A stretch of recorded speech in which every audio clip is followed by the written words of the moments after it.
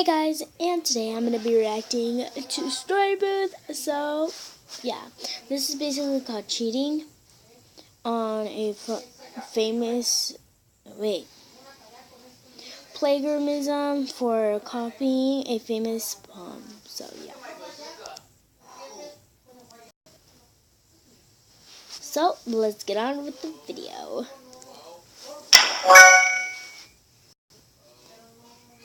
In English class of the 8th grade, our teacher gave us an assignment to write a poem and present it to the class. We got about 2 to 3 weeks to write the poem, but for some reason I just couldn't pull any ideas together. I just couldn't think of anything, and I told myself that I was bad at poems, and that just really unmotivated me. So I went on Google and I looked up poems because I really just wanted to cheat. Now, our teachers were really big on plagiarism and that it was really important in our school that we don't plagiarize or copy any big assignment, but that just slipped my mind and I wasn't really thinking of it at the moment. So I went on Google and I found the perfect poem, and I decided to change up a couple words, and the deadline was the next day, so I really just needed to pull something quick together. So I turned it in, and I noticed the next day in class that she gave our poems back, but she didn't give it back to me. She pulled me out in the hallway, and I just busted into tears.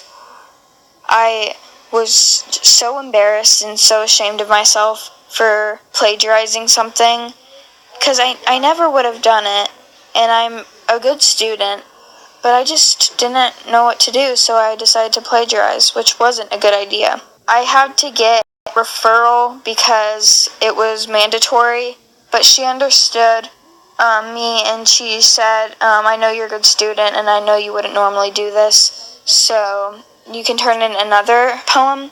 You'll just deduct 10 points off of it because of plagiarism. My dad and I had a really long talk about it, and I got a referral and I got 3 days of lunch detention. Okay, I have one thing to say. Like my teacher, my ELA teacher, actually not my English teacher, she reads, literally, how can I say this? She literally reads our poems and then she looks for them to see if we're copying them or not, because my teacher is really strict on plagiarism too. So yeah, and my teacher will literally, okay, so like if we're cheating on a test or anything, she takes 5 points away. 5. So imagine if we did a plagiarism, we would have got literally, oh my god, first of all, we would have got 10 points off. We would have got suspended because my school it's really strict. So a lot. So I could tell that basically sometimes we could get really caught, and because my principal started putting cameras in the classroom. So yeah, I don't think this is gonna work if I did that, literally. Luckily, my teacher was really nice. That was just mandatory that I had to get lunch detention. But it really did teach me a really big lesson never to plagiarize. And that, honestly, it's just better to take a fourth and some more effort, because the next poem I turned in for the next assignment, I got a really good grade on, and honestly, the poem was really good. So if you put your mind to something, you'll always succeed it. Just make sure to put in effort and hard work, and you'll end up doing pretty good. Oh shoot, sorry about that. Yeah, you shouldn't cheat or anything or do plagiarism, because that can lead you in a lot of trouble. A lot of trouble.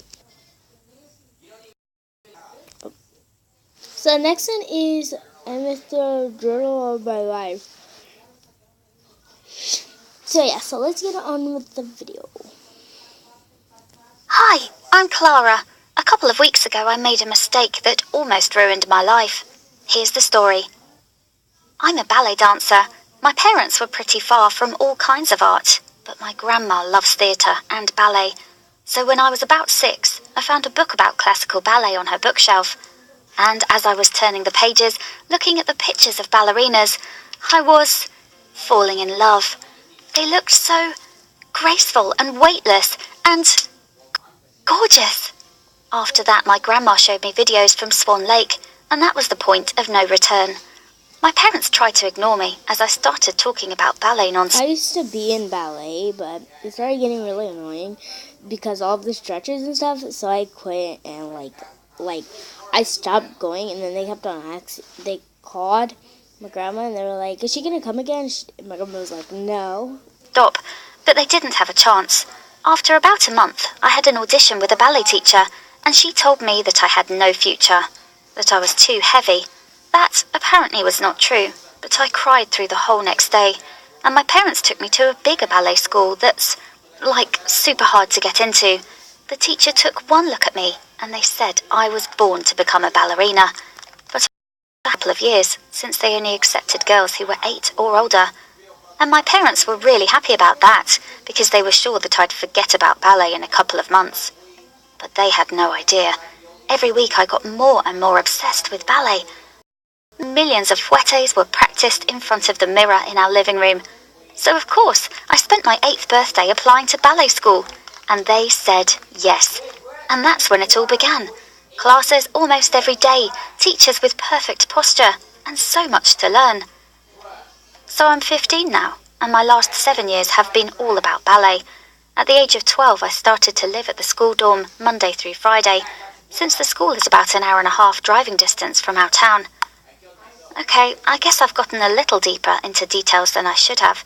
Anyway, by this time, we had done a lot of shows and ballet competitions, and of course, I started to corps de ballet, which means I was dancing as part of the ensemble, and girls who were a little had the parts of principal dancers, or as our teachers like to call them, prima ballerinas. And I've been patiently waiting for my chance to be one. And it finally happened about 6 months ago. Our big piece for the new semester was Tchaikovsky's Sleeping Beauty. And you know what? I was chosen to be the prima ballerina. I was so happy. And of course, I started to practice 2 or even 3 times as much as I used to. We knew that in December one of the most prestigious ballet contests would take place, and that our school usually participates in it.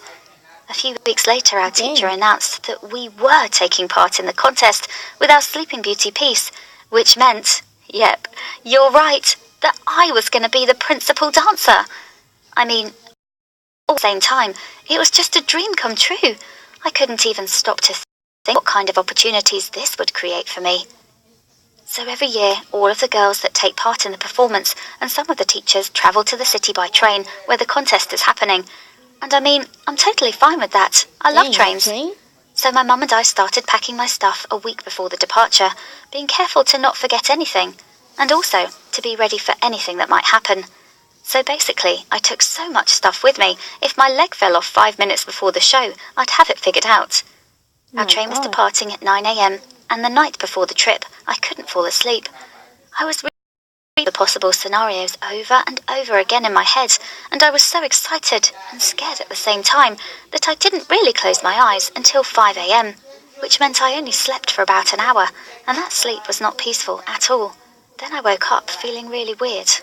My dad took me to the station and wished me luck.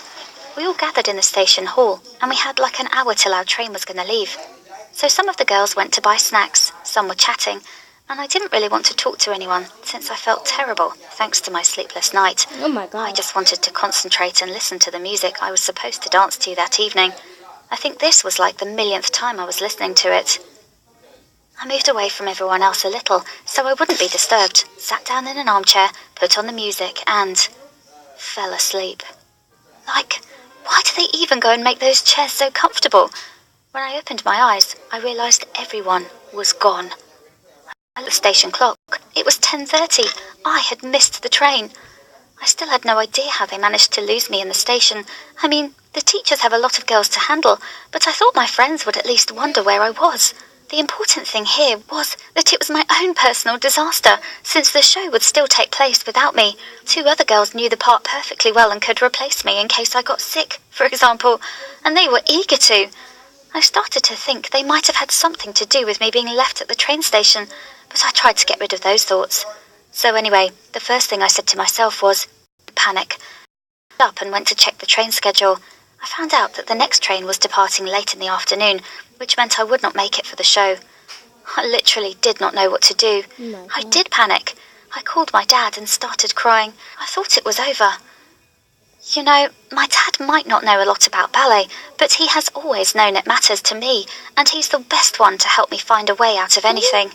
In about 10 minutes, he figured out the route we could take by car in order to be there in about 6 hours, which meant I might even have time for dinner. And in another 15 minutes, he pulled up to the train station ready to go. And I mean, he had work to do, and it was not at all easy for him to arrange a day off.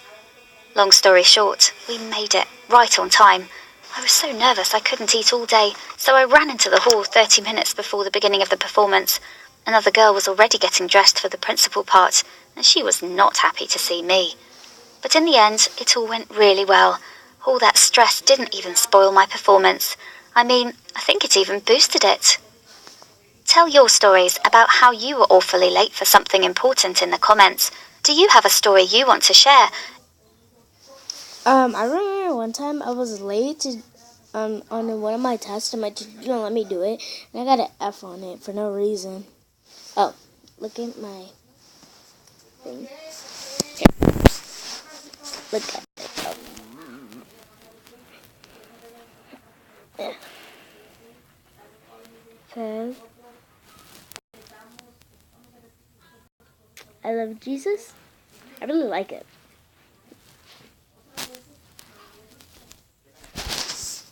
Well guys, that's it for this week's video. If you liked it, make sure you like, subscribe, and comment down below what type of videos I do, because I never have ideas to do. So yeah. Oh, and make sure you click the notifications bell so you can be notified every single time I post. I don't have that much videos uploaded because I don't have that much time to do stuff at all. So yeah. So make sure you comment down below any type of video that should I do, because I literally, just how I said it, I never have time. So yeah, I'll see you guys in my next video. I love you guys so much. Thanks for watching. Bye guys.